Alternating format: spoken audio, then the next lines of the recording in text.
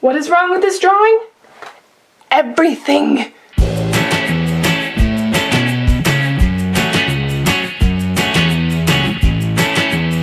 What's up guys, it is Shipwreck Samantha here, and today I am going to be criticizing myself. The other day I made a new drawing, and when I was finished I completely hated the outcome, and I know exactly why. So today I'm going to be sharing everything I know about why this was done wrong. I created this drawing because I was stuck in an art block, and so the first mistake I made was I basically did a scribble to a drawing challenge with myself. So before I show you what I did wrong with this painting, I think it would be best to start with showing you how I made it. So without looking at the screen, I created this scribble. From there, I turned that into a feathery dragon just based off of the scribbles that I saw, and then further refined that into line work. Then for the background, I just started sketching out different ideas and built from there. And I did the same thing and created more defined line work. Once I had all the line work down, I started adding value until I came up with this. Once I was finished with the black and white drawing, I added color to it. And that's how we get the finished result. And now I'm going to explain why the composition for this is horrible. To start off, it doesn't follow the 33 rule. This rule means that it should be just as visible from 3 feet away and 30 feet away. So let's pretend this is a real painting and we were looking at it from 30 feet away. It would be about this size. Now looking at this, can you tell me what it is? Can you figure out a silhouette of a creature or the subject matter? It's a blob. Even though it makes sense close up because you can see all the detail, when you zoom out, it's really hard to tell what it is. So this is breaking the 33 rule. The reason for this is the lighting and composition of the whole piece overall. The problem is I did not put enough light and emphasis on the subject compared to the background. That is one way of differentiating the subject from the background in composition rules, is to add light to the subject and darkness to the background, or vice versa. Another way of differentiating the subject in the background would be texture. One thing has texture and one thing is smooth. Or you can do it with detail. So the subject has detail and the background does not. I did use this rule because I did not add detail to the castle background because I didn't think it was necessary since it was in the background. The next problem with this drawing is perspective. So you can see with this dragon right here, we pretty much have a top view. But when you look at the castle behind it, it is more at an angle. And so we're looking at it, the castle, sort of like this, even though we're looking at the dragon straight up and down. So that just confuses the eye completely. Because we're not looking at the castle from a direct above view, we're looking at it at more of an angle. So we're still above the castle, but we're a little more horizontal to it compared to the dragon, which we're getting a top view of. So that confuses the eye. I think also because of the perspective of the dragon compared to the castle, it almost makes the dragon look like it's perched on the castle here. And even though I did add a shadow right there, it's still a little confusing. Something else I could have done to draw your attention to the dragon instead of the castle behind it is I could have added a red element to the dragon somewhere in here, whether that be some of the feathers, somewhere on the head. Whatever I wanted you to draw your eye to, I should have put some red in there, because red is actually the one color that your eye is most likely drawn to. So if the background was warm tones and the dragon was cool, it would actually confuse your eye and want to make you look more on the background. So if I added a little more of warm tones to the dragon, I think it would have made it stand out more. Another problem I see is there should have been more light hitting the dragon compared to the background. You can see back here, it looks like there's a lot of light hitting these areas.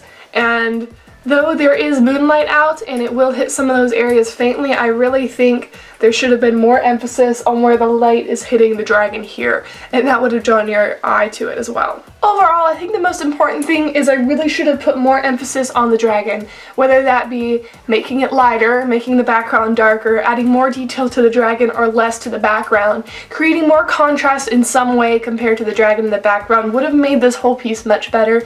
And I think the second thing that could have really been improved is I spent more time fixing the perspective on the background. The last thing I should have done is I shouldn't have done a scribble to a drawing, because if I wanted to focus on good composition, I should have done thumbnail sketches first. That is the most important thing I found when doing paintings with good composition. This is for a painting that I'm planning that is actually going to be an improved version of the painting I just showed you. So these are the thumbnails I did. Some people work better in doing 20 thumbnails, some just do a few, and though I probably could have gone farther with these thumbnails, I just kept creating thumbnails until I saw one that I thought, yes, this is the one I should do. So you can see these may not make a lot of sense to you guys, but it makes sense to me. And I wasn't afraid to draw outside of these boxes, and so this one has some castle towers, and I wanted to have a dragon weaving through, so I elaborated on that idea more here. And I liked the idea of the dragon looking down into the castle grounds, so I did that here, but I noticed there was too much negative space right there. And so I expanded on that idea and just created a little less negative space here and had the dragon wrapping around in the air. And so I continued to elaborate on that idea, trying a different angle from down low looking up to the dragon. And then I liked that idea, so I tried it again with a different angle looking up down to the castle grounds. So this is more of a perspective of somebody living in the castle, and this is more the perspective of the dragon looking down.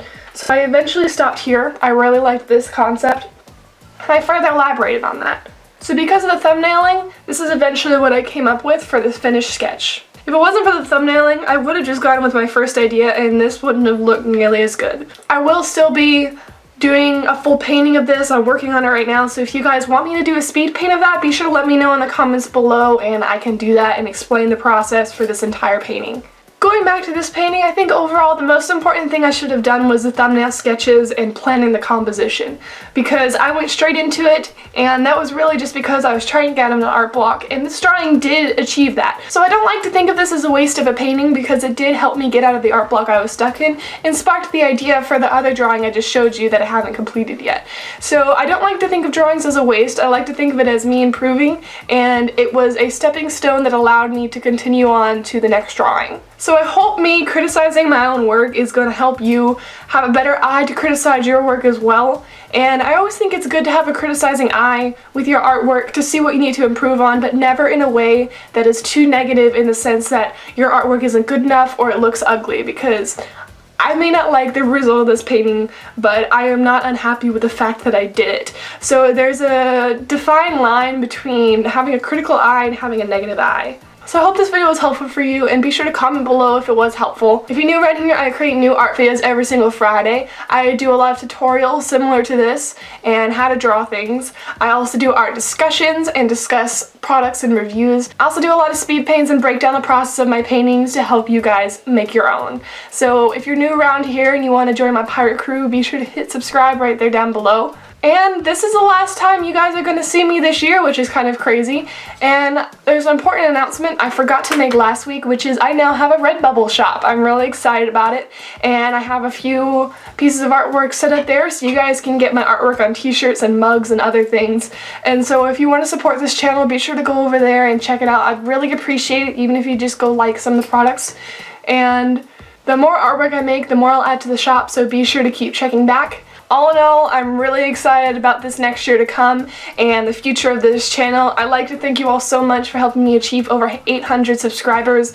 It's really overwhelming and amazing that I have come this far, and the fact that I may actually achieve 1,000 subscribers, which is a goal that I have had for a very long time. So I'm excited for what 2017 will bring, and without getting too sentimental, I guess I'll just say I'll see you guys next year.